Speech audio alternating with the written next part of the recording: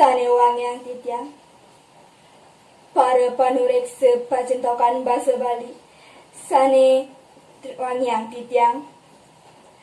Para semetonyane sane tresna singgihen titiang. Iriki titiang jagi ngaturang pidarta sane maburda ngajagang palemahan iraga.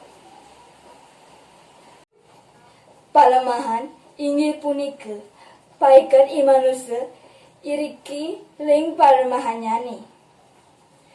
Palemahan patah tekenatme yening nen dan pekarangan yang hija iraga monongos yening nenten wenten entik-entikan yang hija iraga dados ngajeng. Iraga jadi manusia nenten hidayang hidup di dian.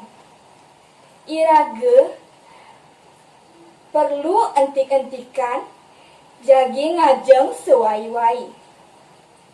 Balik kalok tah kedua negara kerana adat alamnya ne sane asri na nen elok.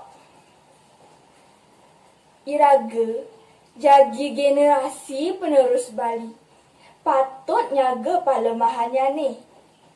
Yening nenten raga sira sane bakar ngajagang. Iraga nika patut ngejaga palemahannya ne. Caranya ne siki nenten ngutang luwu sembarangan. Yening iraga jak mekejang ngutang luwu sembarangan ketukat telaga. Palemahannya ne nika kaliat kotor.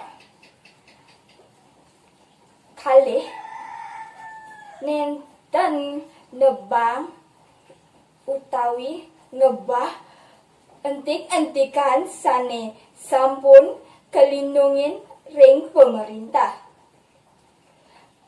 Pemerintah jadi ngelindungin entik-entikan punika untuk ngejaga keaslian palemahan iraga ring Bali puniki. Ainggih asam punika pidarta sane wangyang titiang yening wenten kruna sane pelih tiang lunas sinampura puputan tiang untuk para mesanti. Om Santi Santi Santi.